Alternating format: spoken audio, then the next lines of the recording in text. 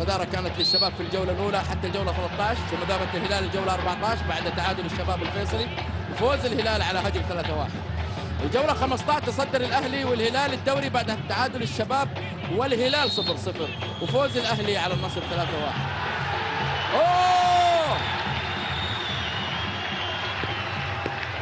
طرد البطاقة الحمراء اللي ما كنت أبغى أشوفها يا أسامة، هو عنده انذار من أول. البطاقة الحمراء، البطاقة الحمراء،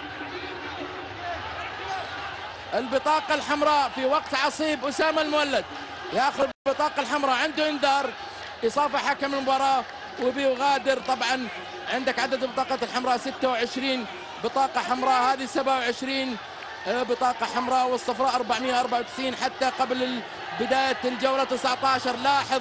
لاحظ هنا، شوف لاحظ هنا الكورة لما جات له، لما شالها ورماها، لكن اعطيني الكادر على اوسع. شوف